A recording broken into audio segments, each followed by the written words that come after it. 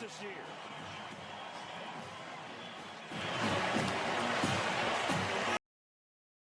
These people don't give a shit.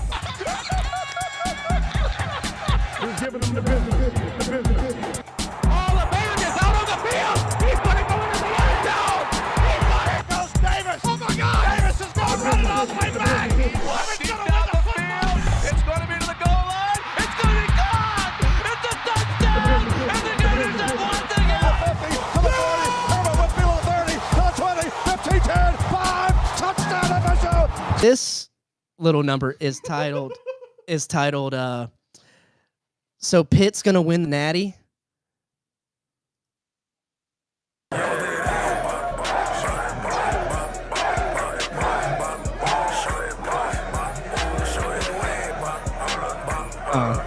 Yeah.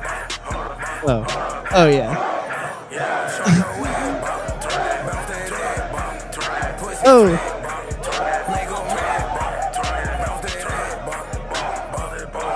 Oh yeah. Oh yeah. Oh yeah.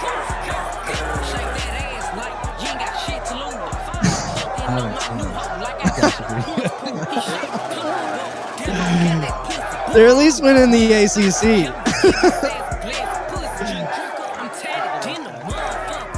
I don't know. It could be their damn water boy, right?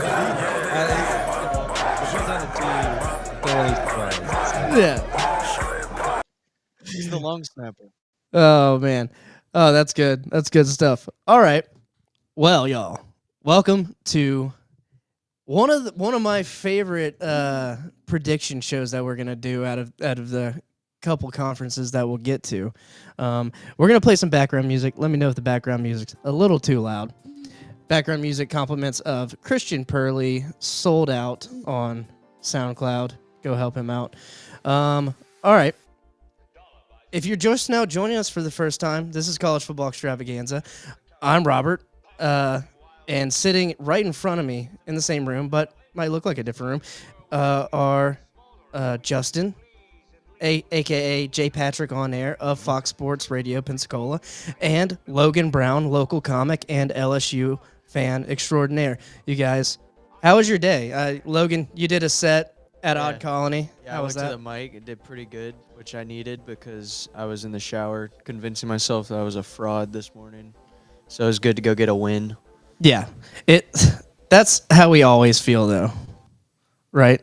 Yeah. Yeah, it's an imposter You syndrome. ever feel like a thing. fraud, like before you go on radio or something? You're like, I'm not a real broadcaster.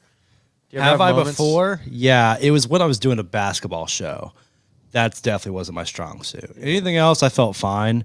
But I remember some of my dog days, and if those two who I used to do it with ever see this, they would completely agree with me. And basketball's not my strong suit. Yeah. But I would go out there and dance, and it wouldn't be pretty, but I would find my way through. But yeah, that was definitely those would be Dancing.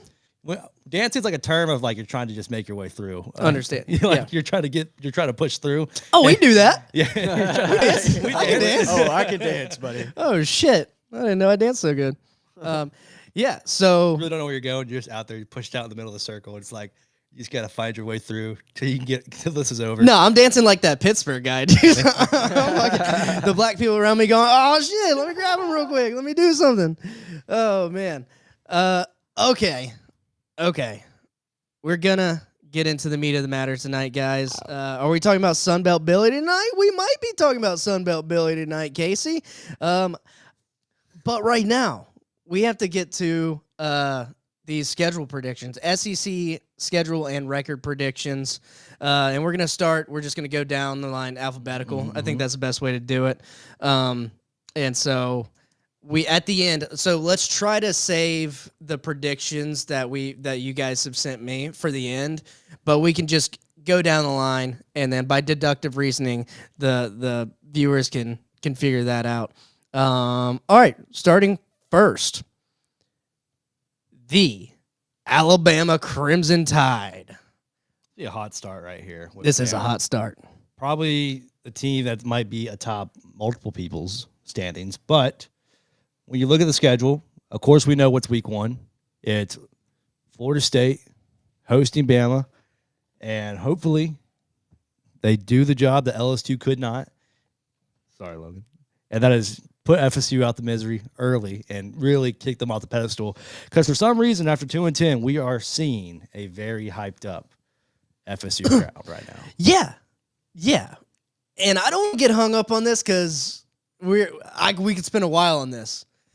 All my FSU friends are like, we're beating Bama. And I'm like, all right. I started doing that early, like in the off season, like just to like rage bait people.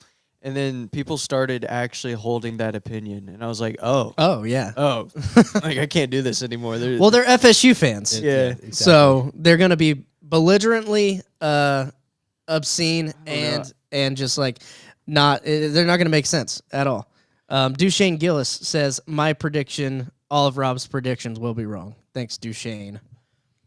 That's typically pretty accurate when you think about it. I don't know. I'm pretty good at picking when it comes to in the season. Now, my predictions today, I reserve the right to completely change my predictions today. I think we all know Florida State. We're all agreeing on that they're going to win this one. I mean, we can probably sit here. I think they could drop. I think that's a win. I think it's a win. It's a 3-0 start for sure. Toss up. Georgia's a toss up for me, but I have Alabama winning that game early on. I have Bama winning against Georgia. That's the question right there. The Georgia game is the big question. Now, Florida State week 1 at Florida State with a minus 25,000 person Doak Campbell Stadium. That could be a little different. Like, people are saying it's not going to affect it that much. I saw Danny Cannell saying once you get past 50,000, it doesn't really matter. I think people from Death Valley and Ben Hill Griffin Stadium would beg to differ, but Especially because, like, your 50,000 stadiums are in the range of NC State's. right. I mean, when you think about it, Jackson State, the HBCU, has a 60,000 person stadium. I mean, come on, like, you know, when Dion was there, he would fill that thing up. Now that'd be shell shocking to anybody in the FCS, right? But when you play at LSU every other year, or when you play at Tennessee when you're not playing at LSU that year, it's really not going to affect you that much.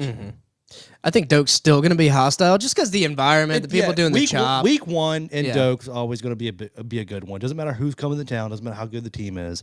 Week 1 in Doak always going to be fun, and I die on that. Yeah. So, yeah, I mean, I'm not going to say it's a toss-up, though. So they win that game. Georgia, are we all three saying? Logan, what do you think here with Georgia? I think they drop it to Georgia. Like, Georgia is just a more, like, I'm more confident in Georgia. Like, even though Alabama is Alabama, I don't know. I've never seen their quarterback play football. Like, it's still kind of up in the air. Like, who knows? There seems to be a lot more parity in general. Georgia's at home. I think they'll be, like, comfortable. I heard Get this to Georgia. on that SEC podcast. I think some guy from Athlon Sports came on there. Forgot his name.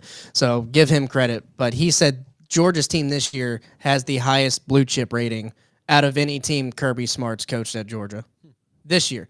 Not saying, and think about all the good teams. That's what he was saying. Yeah. Rob of a stat. Well, it's not even my stat, but yeah, I remembered it because I was like, that's pretty insane. Yeah, that's actually pretty cool. Yeah. I still ride with Bama here. I think Bama is going to have a huge adjustment year. It's either they are going to repeat what they did last year, or they are going to do what they've always done, and that is your one loss maybe type team. Right. Right. Yeah. And I think to me, what it came down to in this game was I think Georgia is going to manage games. Alabama is going to be able to score points, and I think Alabama is going to be able to score more points than Georgia can put up in this game. But it is at Sanford Stadium, so I don't know. I still think Bama has a very solid returning running back in Jam Miller, who I think he gets overlooked a lot, and I think he can easily be a top 5 running back in the conference. I'm a huge fan of Jam. I think with him coming back, it's going to be really good.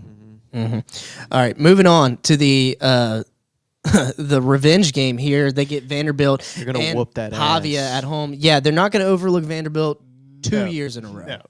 So I gave that win to the Tide. That's a lock. I mean, it should go win, win, win.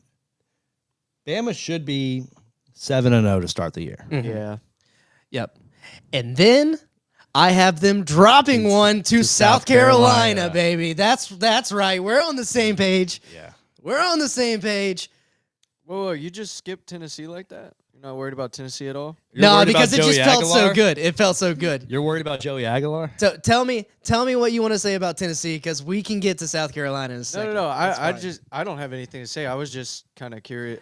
Y'all don't even. No, and we're also skipping the 11 a.m. Central Time start at Faro Field in Columbia, Missouri, which is Yeah, well, that's a. notoriously hard to play at. Or the Mr. Backup at Penn State, Bo Pribula, Yeah. having to be the starting quarterback this year. Can you say that again for me, just for me? Pribula? Bo Pribula. Pribula. Okay. We got it. All right. Yeah, so you have a 11 a.m. Central Time, God's time, start at Missouri, which is not an easy game to get up for, especially if you beat Georgia and you beat Vanderbilt to get that revenge win. You know, Tennessee, it's the third Saturday in October. That's a rivalry game. I think they'll get up for it. I'm not big on Tennessee this year. You got to remember the home team has won the last 3 games in that one. So I want to keep riding with that. Well, actually, they've won the last 4. Yeah, because it went Bama, Tennessee, and now should go Bama again. So it should be they won the last 4, and I'm gonna ride it being last 5. On the strip in Alabama, like the little bar strip outside of the stadium where everyone like parties, they have a Whataburger, and it's the only all white Whataburger because they're not allowed to have any orange on that street. That's how much they hate Tennessee. Oh, That's a that's fun- why. Yeah.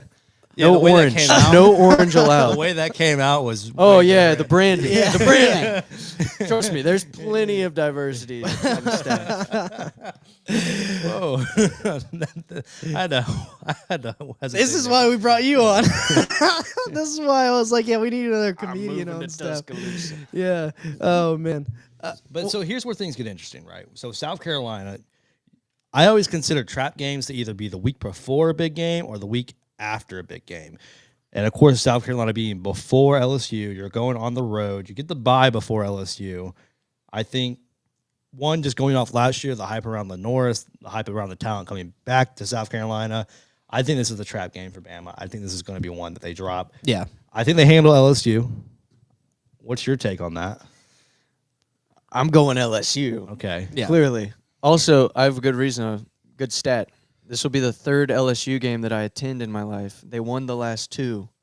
So, if history tells us anything, my attendance, they're undefeated when I'm there. 2-0 when he's true. there. We'll hold on to that. Yeah.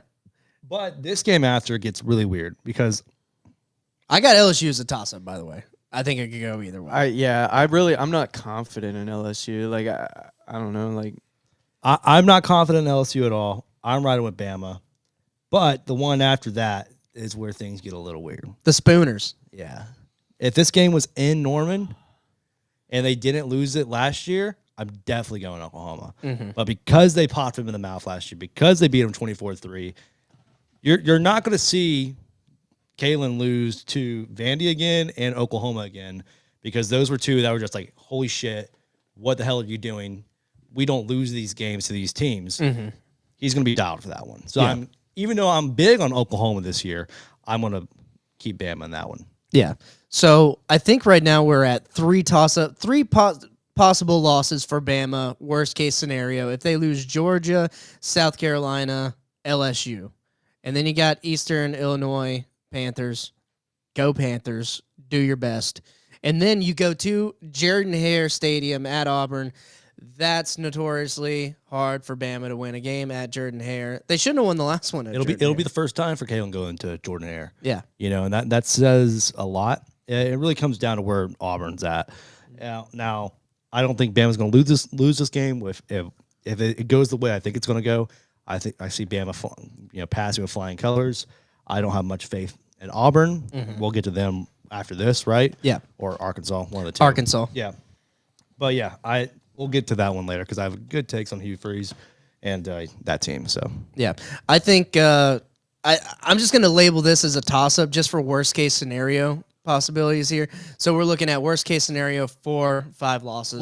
floor is 9-3, 8-4. Yeah. Ceiling 11-1, 12-0. Yeah. Yeah, I think so.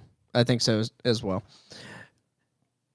Trevor in the chat. Bama goes 11-1 with an Auburn L. Oh. Now, mind you, That'd be great. The fiance for him went to Auburn, so he's got a soft spot there, even though he's an LSU fan. So yeah, that might throw you off there. But I will say this: do you want to say in the records now or later? Or No, later. I mean, you can tease it out. Obviously, we're talking about it, but we won't put our final predictions. Trevor up and I there. have discussed this, even though we have a difference on the loss. Well, yeah, we're in that boat. Gotcha.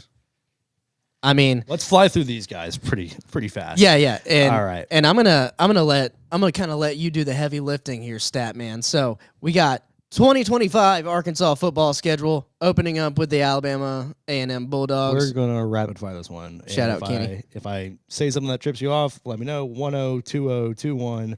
We're gonna go 3-1. I think Memphis might get. I think Memphis might get him, dude. possible. Memphis is gonna get It's him. possible. I have him losing to Memphis. I'm just saying. Yeah. All right. 2-2, 2-3, Yeah.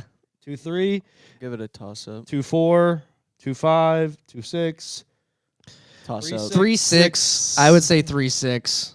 3-7, 3-8, 3-9. It's gonna the ceiling's 5-7, the floor is 3-9. They could beat Mississippi State. That game's gonna be a toss up. Yeah. that Yeah, game's yeah. gonna be a toss up. I think Auburn does get them, and then for whatever reason in the past, Arkansas has given Texas A&M a tough time because it's a rivalry game. Arkansas and Mississippi State will be the battle for last place in the FCC this year, and I stand on that. I'm inclined to Kentucky- agree with you. I think I agree Kentucky with could you. scrape down there.